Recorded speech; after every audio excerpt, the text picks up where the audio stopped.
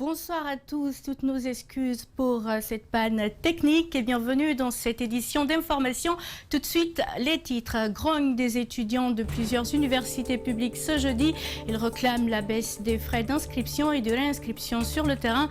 Les manifestants ont été dispersés à coups de gaz lacrymogène. Et Roger Bamba, militant de l'UFDG en détention à la maison centrale, a tiré sa révérence ce jeudi par suite de maladies. Sa famille biologique et politique accuse le pouvoir central. Plus de détails, c'est dans ce journal. Je vous le disais à l'instant, les étudiants de plusieurs universités publiques étaient dans les rues ce jeudi pour réclamer la baisse des frais d'inscription et de réinscription qui varient entre 210 000 et 250 000 francs guinéens. Après une demi-heure de manifestation pacifique, tout a dégénéré à l'arrivée des forces de l'ordre qui, à coups de gaz lacrymogène, ont dispersé les manifestants. Reportage Ali Badara Kamara, Aliouba.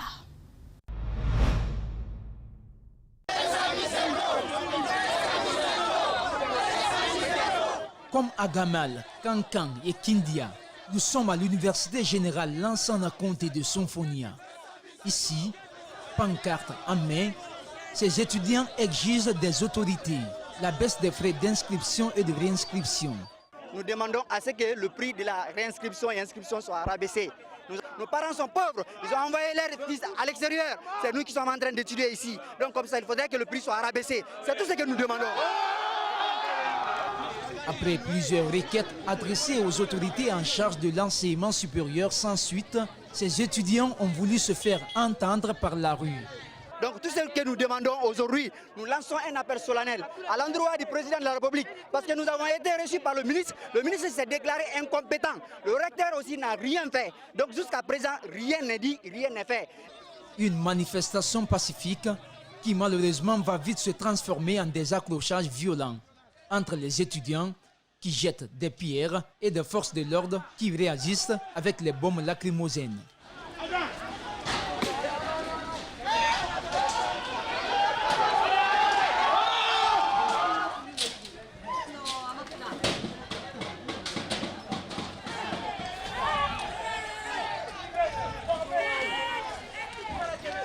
On ne va jamais se reculer. C'est une injustice dont nous sommes victimes durant des années. Et dans ce pays, si nous nous lèvons en tant qu'intellectuels, futurs de ce pays, nous sommes prêts à répondre aux objectifs de l'avenir. Mais à chaque fois que nous manifestons pour réclamer nos droits, l'État, le gouvernement et certaines autorités envoient les militaires pour nous gazer. C'est le cœur qui saigne maintenant là. Si les étudiants, les intellectuels, les futurs de ce pays sortent pour manifester et on les gaze, il y a beaucoup de filles qui tombent, les garçons sont tombés, nous sommes blessés. Je ne vois pas de mal dans ça si nous réclamons nos droits. Jusqu'en 2018, selon ces étudiants, ces frais étaient de 15 000 francs guinéens. Et l'argument à eux opposé pour justifier cette hausse était d'y inclure désormais les frais de prise en charge médicale qu'ils n'ont jamais remarqués.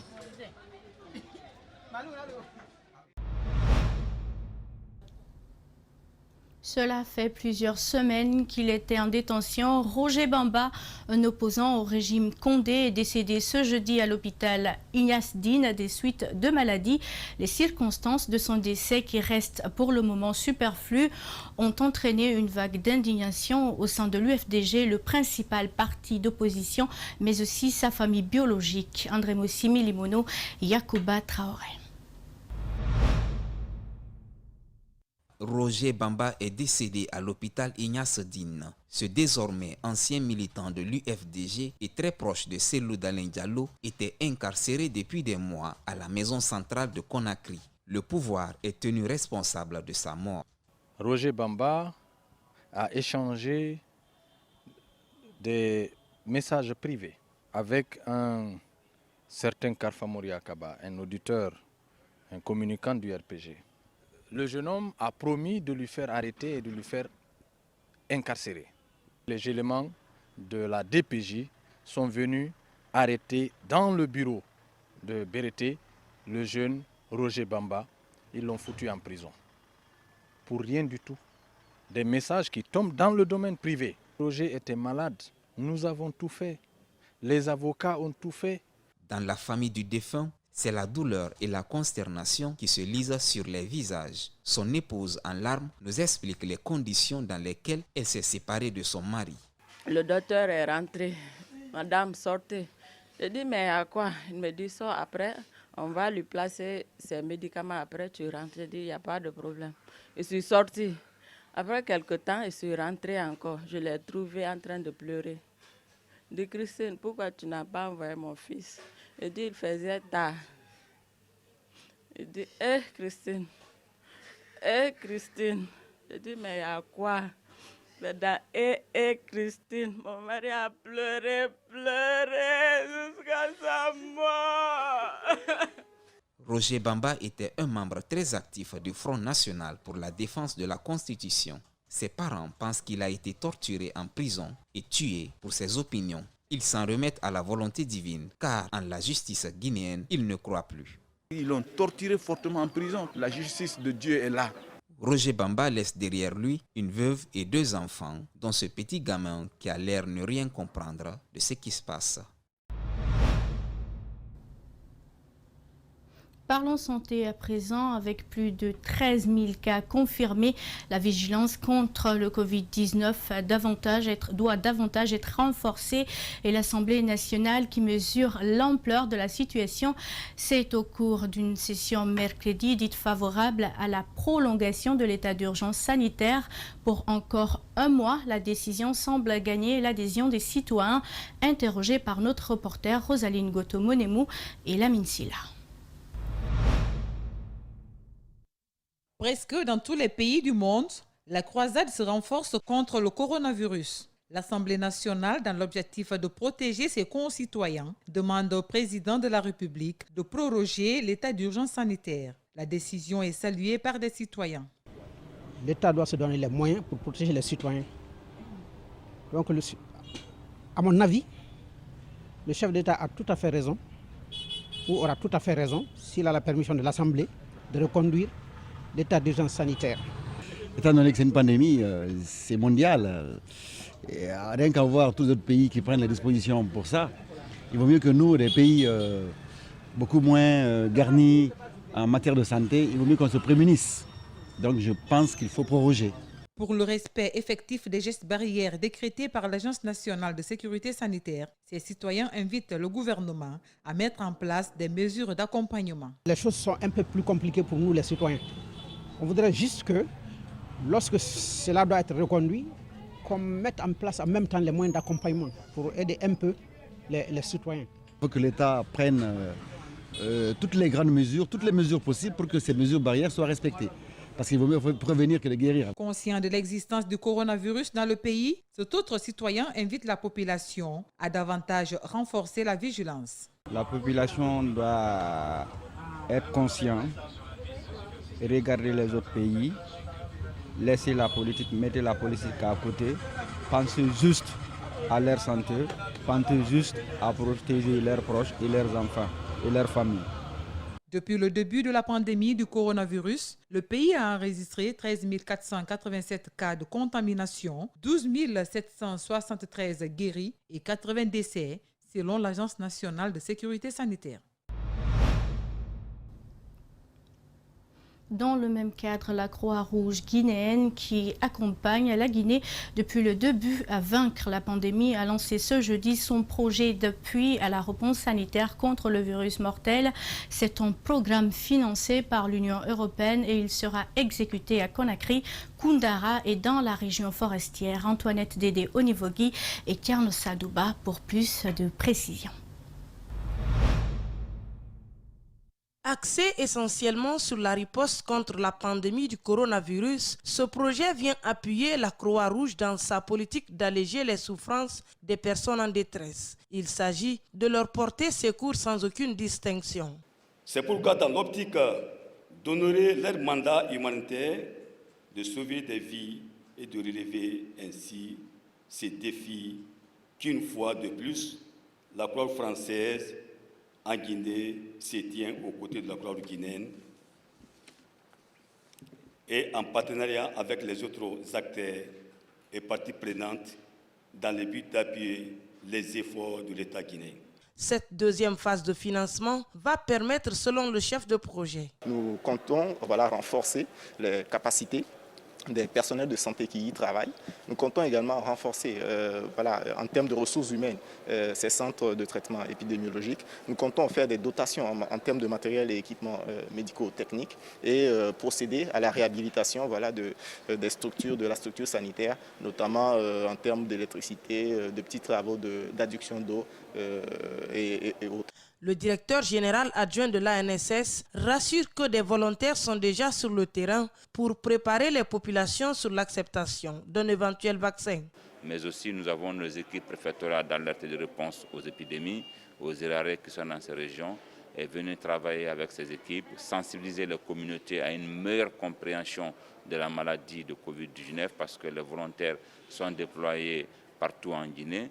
Donc ces volontaires vont être dans cette sensibilisation, sensibiliser les communautés pour le respect des gestes barrières, pour la compréhension de la maladie et l'acceptation du traitement, ainsi aussi, pourquoi pas parler prochainement de la vaccination que la Guinée est en train de préparer actuellement.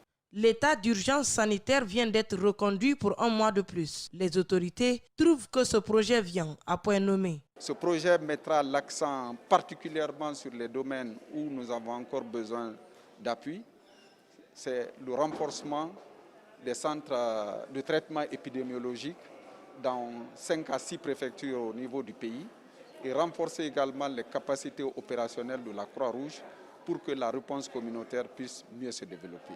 Financée par l'Union européenne, la seconde phase de la stratégie du projet va consister à la recherche active des cas positifs, couplée avec la sensibilisation qui a pour slogan « Halte à la Covid-19, dépistons-nous ».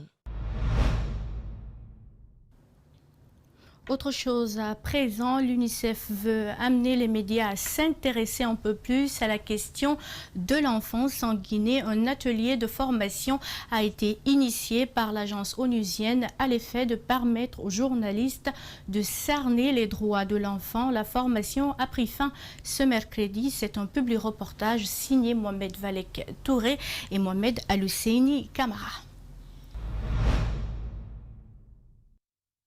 L'atelier a enregistré des travaux en plénière, des exposés, échanges d'expériences et sessions en groupe de travail. Des journalistes et communicateurs des différents organes de presse ont reçu des connaissances sur les méthodologies d'élaboration des stratégies sectorielles multimédia, la définition et la mise en œuvre des politiques nationales de communication en faveur des enfants. Le but est d'utiliser tous les canaux possibles pour la promotion des droits de l'enfant, notamment la presse et l'art. Tous les thèmes débattus étaient relatifs aux droits de l'enfant, sur les plans de l'éducation, de la santé, de leur protection contre les mariages précoces, contre la violence des adultes, de leur droit à un nom, à l'enregistrement dès leur naissance, etc., etc. Les médias ont un impact considérable sur le mode de vie des êtres humains. Dans le cadre de leur travail, ils peuvent inciter les gouvernants, le public et la société civile à faire des changements. L'invite est donc faite aux journalistes pour une implication effective. Au niveau de l'eau, hygiène et assainissement, nous avons mis l'accent aussi sur la fin de la défécation à l'air libre. Et tous ces résultats clés doivent contribuer à créer un environnement sain, à assurer que les droits des enfants sont réalisés dans ces différents domaines. Les médias sont en position de force. Ils peuvent à la fois soulever les débats sur les problématiques des enfants et donner aux enfants les moyens d'exprimer leurs propres opinions. Les participants sont également sollicités pour établir un programme allant dans le sens de leur épanouissement. Si de telles initiatives sont répétées, les journalistes que nous sommes allons davantage acquérir assez d'expérience et de formation dans l'accompagnement des enfants. Les problématiques sont nombreuses concernant les enfants. La représentante adjointe de l'UNICEF a indiqué que son institution veut engager un dialogue franc et constructif afin de placer les droits des enfants dans divers secteurs de la société, notamment au sein de la presse et dans le domaine de la culture. Et puis le phénomène d'insécurité prend de l'ampleur à date. Selon le procureur de la République, près le tribunal de première instance de Kindia, 7 coupeurs de route sont aujourd'hui arrêtés et conduits à la maison centrale. Au cours de cet entretien, Kamadou Diallo a accordé à notre correspondant. Il est revenu sur le cas du palais de justice de Kindia qui est en construction, une initiative du président de la République, Aboubakar Silla. Voici le palais de justice en construction dont parle le procureur de la République près le tribunal de première instance de Kindia. La réalisation de cette infrastructure se situe dans le cadre de projets d'appui à la réforme du secteur de la justice en République de Guinée. Selon ce magistrat, c'est grâce à la politique d'ouverture du chef de l'État que ces palais de justice obéissant aux normes internationales commencent à pousser à travers tout le pays. En plus de la construction de ces grands édifices, il y a l'installation du Conseil supérieur de la magistrature pour contrôler l'activité des magistrats que nous sommes. Il y a la révalorisation du traitement des magistrats que nous sommes. Aujourd'hui à Kindia, le phénomène d'insécurité n'est plus un thème d'actualité. Partout à travers la préfecture, les pauvres citoyens sont victimes d'attaques à main armée, des cambriolages. Face donc à la recrudescence de ce phénomène, le procureur et son équipe n'entendent pas baisser les bras pour traquer les fauteurs de troubles. La délinquance à Kindia, elle existe comme à travers tout le pays, comme à travers tout le monde entier. Mais nous sommes en train de mettre tout en œuvre pour endiguer ce phénomène à défaut de l'anéantir complètement. À date, dans la préfecture de Kindia, plusieurs coupeurs de route sont aujourd'hui interpellés et conduits à la prison civile pour des fins d'enquête, précise le procureur Amadou Diallo. Aujourd'hui, nous avons au total 7 coupeurs de route qui sont arrêtés. Il y a même un dossier qui polarise l'attention de la population qui va être jugé le 24. Le dossier Madi Ousso Djemalaba, ce délinquant de grand chemin, va être jugé. À Kindia, ces derniers temps, le phénomène d'insécurité prend une proportion inquiétante.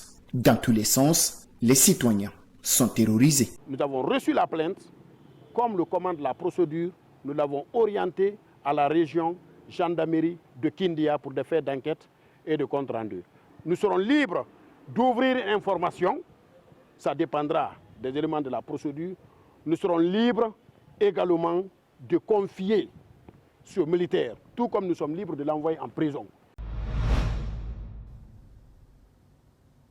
En région à Moussaïa, sous préfecture de Forikaria, le changement climatique est au cœur des préoccupations. Alors, la jeunesse active de Guinée, une ONG locale, saisit l'occasion et initie une sensibilisation pour expliquer aux habitants la nécessité de protéger le couvert végétal avec le slogan « Nos forêts, notre avenir ». Le reportage est de Yibrilba et de Aliouba.